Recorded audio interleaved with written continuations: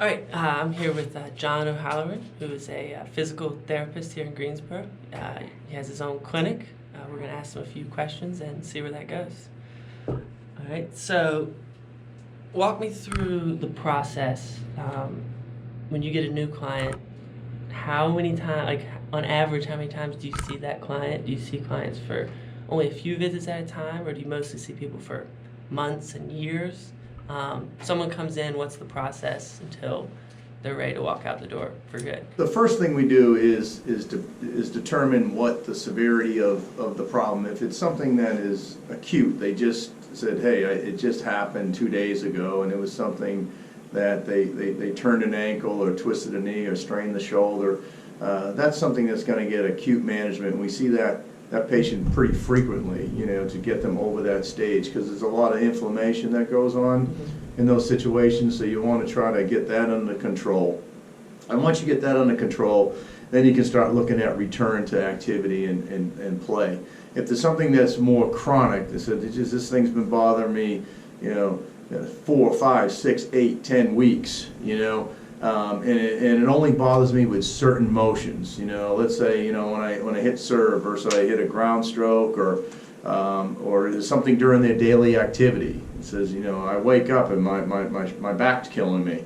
Then what we got to do is, that's more of a mechanical problem. So you got on the first side, it's more inflammation, more tissue aggravation, and the second part is it's more that there's something wrong. So in those cases, you screen them. In the first part, yeah, you're going to screen them, but you got to get this thing settled down first. You got to stop the bleeding. The second part, you go through an evaluation. So we look at their pelvis, we look at their leg lengths, their shoulders. There's certain norms, especially in tennis, just like baseball pitcher, that you're going to see some imbalances that occur as a result of the sport. So then we start seeing, are those imbalances out of proportion with what's normal, right? Like, so let's say for a right-handed player, right, they should have more rotation going back than they do got going in. If they don't have that rotation going back and they got more going in, there's a problem. So then we say, all right, you're still playing, right? You're still working. Here's a set of some things to do, right? You're going to check in with me every week to 10 days for at least 3 weeks. So I see them about 2 or 3 times over 3 weeks. Why is 3 weeks? 3 weeks is always, I always say, see me in 3 weeks. See me in 3 weeks. 3 weeks is, from a physiological perspective, is when your muscles are going to adapt to any change, and when things can start getting stretched out. So if you got somebody that you can rely on them doing their own thing, right, then you can say, here's a set of some things to work on, go for it, see me in 2 or 3 weeks. If you see something that needs to be re-educated, like you got to strengthen something, here's what I want you to do, see me back. And then you're going to reassess them, see if that had any effect, and then progress it from there. Okay. So how many athletes, like, if you take all your patients, which percentage of them are athletes, whether it's high school or high performance? Definitely about half. If I just think about, yesterday, and I think about this a lot, because I say, oh my God, look at all these kids that come in here, And so yesterday we got lacrosse, and we got golf and tennis. Swimming is huge. Now, I've never swum a stroke in my life outside if I had to because of many injuries. Yeah. But they forced me to go to the pool, right? But for some reason, I'm looked upon as being the guy that knows how to take care of swimming problems, and it's mainly because of my girls that swim, and so you get to know the coaches, and so that's a huge, and I'm talking huge patient volume that I see. And so that's when you're getting in with, you're seeing anybody from 13 to 17. Then you start getting into, I'm not going to call them weekend warriors, because, you look at, anybody that's participating in any type of a, sport that they love, they're not doing it on Saturday and Sunday. They're playing it during the week, they're working it out. So that makes up the other population. Then when you shake it all out and you say, all right, you got some geriatrics, some total joints, it's about half. I think when a lot of people think about this field, there's physical therapy and there's sports medicine, right? Would you say that's kind of the two area. So what's the difference between the two, and like how many people are equipped to do both?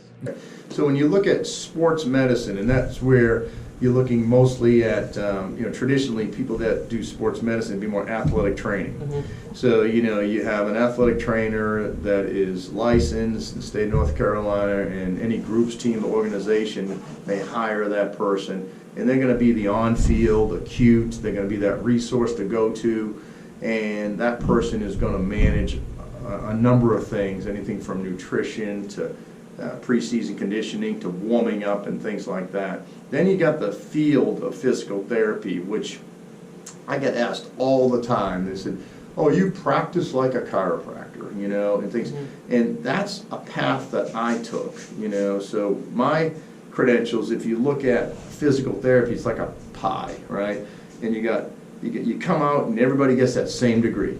So you go to your school, you go to your 7 years, and you get in today's world you get your clinical doctorate, right? And then you can go work in inpatient, you can work home care, you can work in a rehab setting, you can work in a clinic, and you do general physical therapy based in those settings. What I did is I went a couple more years, and I am trained in some osteoporotic type of medicine where spinal manipulation falls underneath there, differential diagnosing falls underneath there, reviewing imaging and things like that. So it's a specialization that's still, we still do plenty of general physical therapy, but when you come see me, you're going to get more of that. Say, hey, isn't that something that you do that you would normally see like a chiropractor do? Well, some of the techniques may be similar, but some of the baseline, education would be different. Okay, so that basically leads me to my next question, which is, so you saw my brother Peyton this week. He plays tennis as well. So he had some arm pain. Yeah. And he went to 3 different people. The first one said tricep strain. The second one said forearm strain. Neither, didn't start to feel better. He saw you, and then it was back. Everything kind of out of joint. So, how can 3 different people in physical therapy have 3 different diagnoses? And how does an athlete decide? Okay, this person knows what they're talking about. This person maybe doesn't. Like, how is an athlete supposed to tell the difference when 3 different people give 3 different diagnosis? A lot of times they don't, because you can see some people and they're very convincing that, and they may be they look at it sometimes through I call it like a pair of lens, and they look at this lens, and the eyes only see what the brain knows, right? Yeah. And all you know is that, hey, I do dry needling, and if I stick a needle here and I feel that is where the pain is originating, then that's going to relax that. Okay. Then you have the other folks that are going to say, well, okay, tennis elbow. Well, you go on internet, right? Mm-hmm. And it says that if you put a strap here and you do these stretches and you rub that and you rest, tennis elbow is going to go away. Mm-hmm. Then you go my training. My training looks at this entire body, and it says, why does that part of the body hurt? It could be the opposite hip.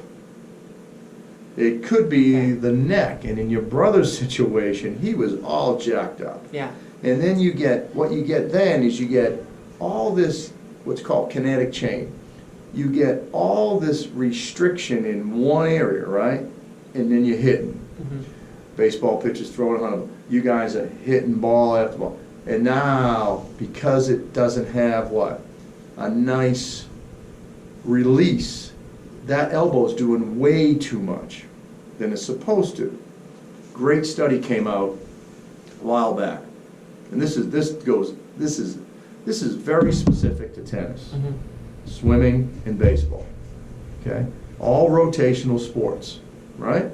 Tennis, they're all trend. It's not like running, right? Yeah. Right. Sprinting. Yeah.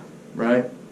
So if you look, golf is in there. So when you look at this, it showed that if you lose 20% of the power in your core, right, mm-hmm.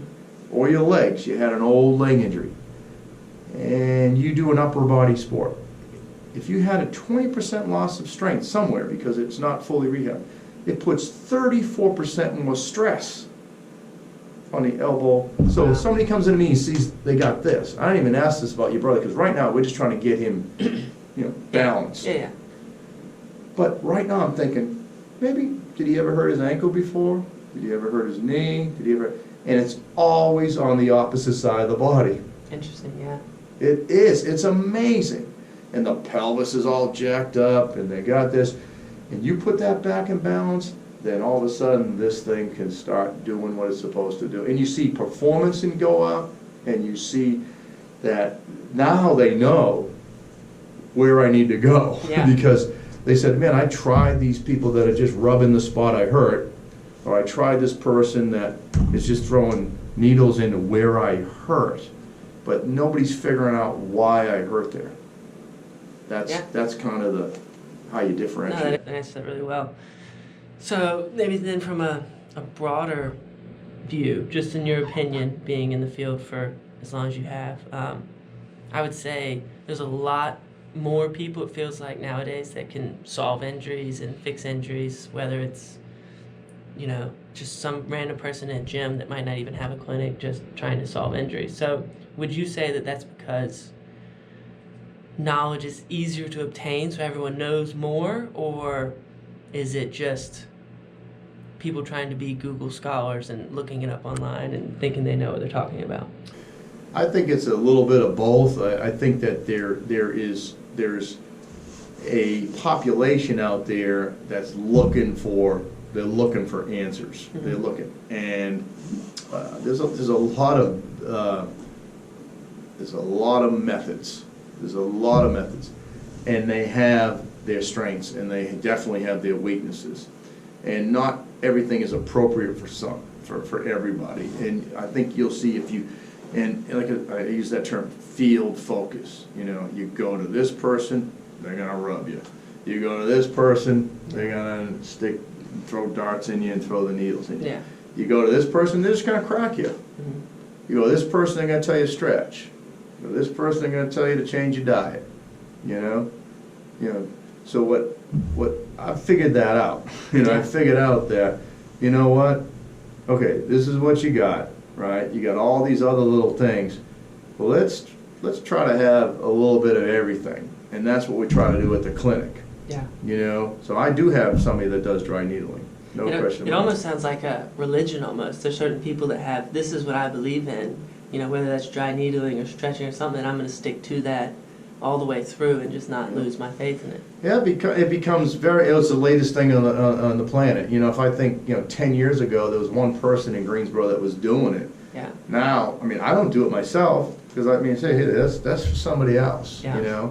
I thought about doing it, Yeah. and I said, maybe I'll just go do this, but you got to understand. I was like, okay, what would that do to my practice? That wouldn't allow me to do what I do, which I love. I love if I did that, I'd be locked into a room, Mm-hmm. right? But I said, okay, somebody calls me, somebody sends a text over, hey, can you see me? Oh no, I got this person I got to do dry needling on. Yeah. And I said, rather than say, hey, send them over, Yeah. right? So when you're in pain, right, a lot of those other specialties, it's like, we need to make an appointment. Yeah. And he said, hey, send them over. Yeah. Right. Send them over, urgent care, right? Send them, and I may have somebody take your history, Mhm. right? I got a great team. I may have somebody check a few things. They'll report to me, and then I'll process it. But rather than saying, no, we can't see you for 3 weeks. Yeah. Yeah. What are you gonna say? Let them keep doing that, because Yeah. that's good for Yeah. good for my business. But until we kind of think about the consumer or the patient or the public, they want to be seen now. They want to be seen now, Yeah. and that's what we try to do different than some of the other approaches. As a tennis coach, what I enjoy the most is being engaged with the students, right? There's certain kids that you might be more interested in for various different reasons, and that keeps you engaged in what you're doing. So which cases or which type of injuries come in that you're most interested in, that you're like, wow, this is fascinating, I'm really interested in? How is that the toughest to solve, or is it recognizing, okay, I'm working with a special athlete whose body's different than everyone else? Like, which case interests you the most? Yeah, I've been asked that a lot as far as what do you love seeing. Now, when I first got my bachelor's, I got accepted to podiatry school. Okay. And so I said, I'm going to be a foot doctor. That's what I'm going to do. And I love the foot and ankle. I love the mechanics, pronation, supination, and sports medicine back then. This was 1985. So I'm thinking sports medicine, it's kind of out there. It's a term that they came up with around late 70s, early 80s. And there wasn't a lot of people putting their shingle up. And I grew up in Boston. They're saying, oh, I'm going to be a sports medicine. So I had a really good mentor that said, why don't you go sit in and observe this guy who's the Celtics podiatrist at the time. I said, great. And I saw him treating ingrown toenails, bunions, and all these geriatric, and I'm going, oh, gross. And then I saw him treat an athlete in the afternoon. And this guy's sports medicine. I go, why would I want to do that? But I love making orthotics, and I made a ton of orthotics in my 27 years in Greensboro. And so that kind of starts the whole kinetic chain. So what do I love? I love figuring out what's wrong. But I look at it from the ground up. And then you get into the pelvis and you start to say, geez, that hip's low, that hip's high. How does that affect the shoulder? So I think the more chronic stuff the more that are tough to figure out. I love seeing those cases. Because you kind of go through a process of elimination. You say, okay, what have you tried already? Well, I've tried some bands, I've done some friction massage, I've put the strap on it, things like that. Okay, so then I start going, all right, I'm not going to repeat those things, maybe integrate that. We're gonna find out what's driving this. So that's what I love doing. Okay, so then I'll ask you the opposite of that. What's the most frustrating, right? So whether that's you think that, wow, this is so preventable, right? It's crazy that I keep seeing this injury when I feel like it's super easily preventable. So what's the most frustrating to you? The most frustrating thing is that when you got some folks that we just went through a huge, you had Chicago Marathon, New York Marathon, Marine Corps Marathon, and you don't have time. Yeah. You guys come to me and you said, I got to play this weekend. Yeah. And I'm like, gosh, wish I had more time. And it's Tuesday. Leaving on Friday and so you're like, all right, you know what you want. So what do? Okay, quick fix. So you start getting this quick fix. At least let's stop the bleeding a little bit, right? And then let's revisit when you get back. But you do have a lot of those cases that kind of drop on you when you just wish you had more time. Yeah. That's the frustration. So a more tennis-specific question. We have two facilities. We have Spencer Love here, and then we have Barber Park, which is an indoor facility. And our kids go from playing outside on clay, which is a softer surface, straight into indoor hard, which is a much more harsher surface. So, in your opinion, how does that impact the body, and what do they need to be wary of as when that change happens? You definitely see it, and I was just talking to Mark Falcon about this, this morning, and he said, "Oh, here you're coming over," and so forth and so on. So we started talking, and I said, and we started talking about something, and we're changing surface now, right? Yeah.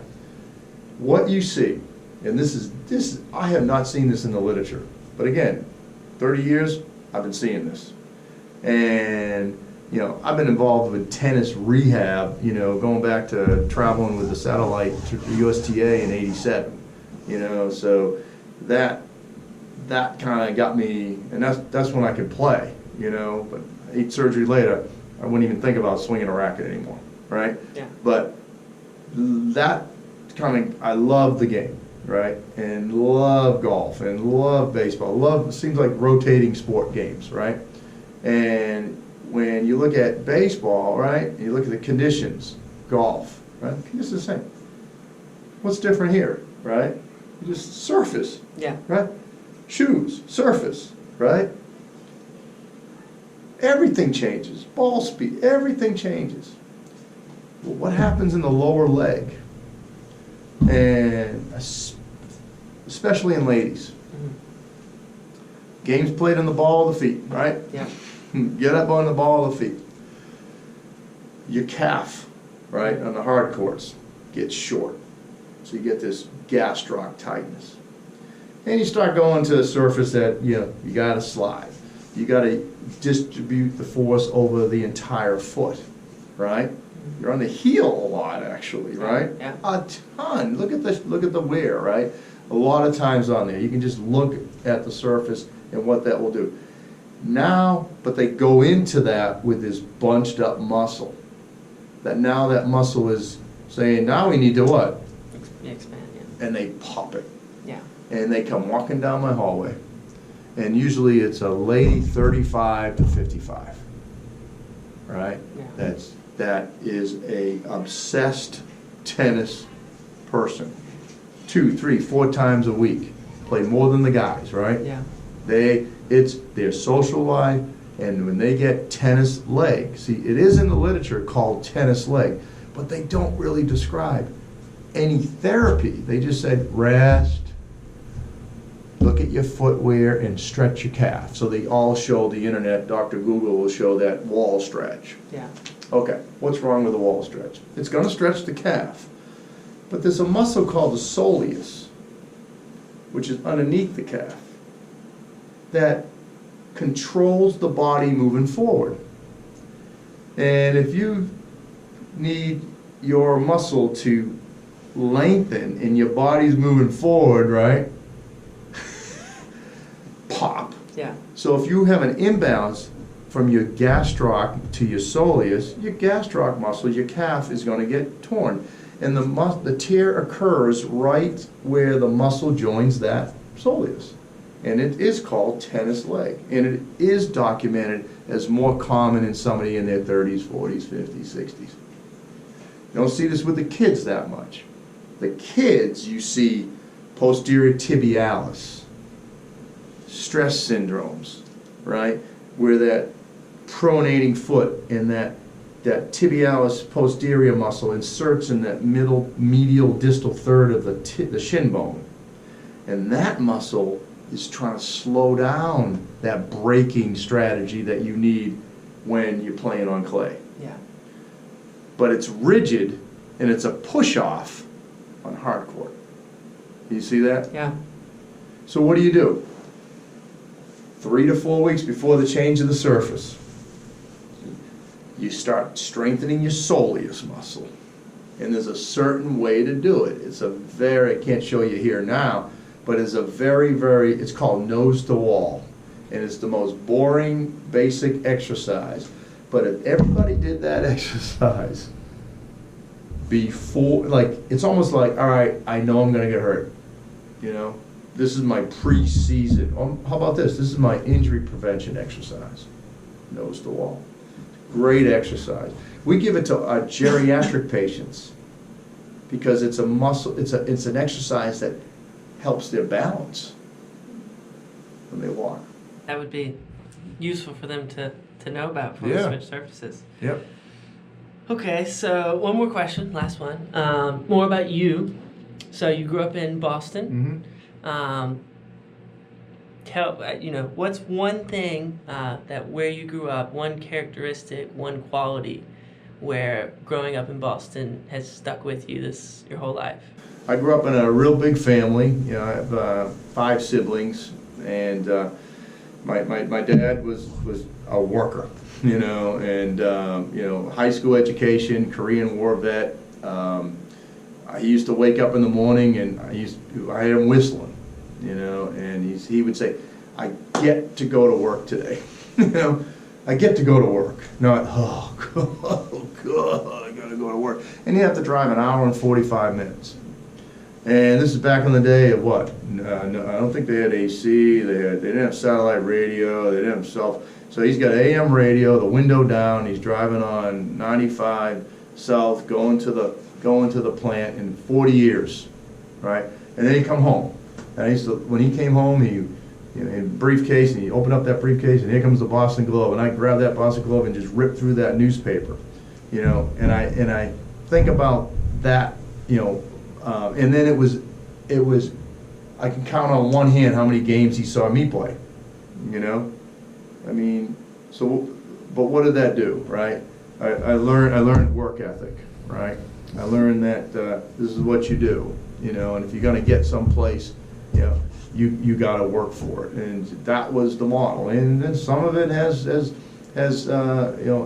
maybe too obsessed with certain things and certain aspects of working, but it laid a really good foundation. And I see that my 3 kids, I see, one's a swimmer, college swimmer. And what time they wake up to go to swimming, right? 5:30, right? Gosh. And everybody else is sleeping till 11. Yeah. Then they go lift weights at 6. Tonight I got to go to the GAC. She's swimming at 5 o'clock. So then I had another daughter who's swimming, who's now graduating from Elon PT, and this is her last day of work. So then she's going to live down in Atlanta. And my son went to ECU. It took him 27 years to graduate from East Carolina, but he learned an awful lot of what? Other things besides sales and marketing. So he's got a head start, right? Yeah.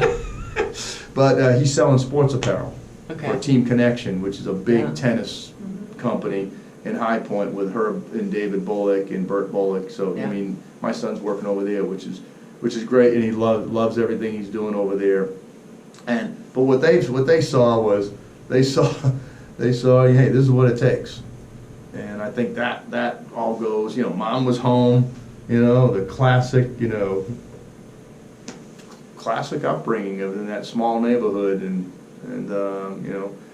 when I go back and drive around there, it's totally different, obviously, but just unbelievable memories. Awesome stuff. Really good stuff today, John. Thanks for All right. joining us. Well, thank you for having me.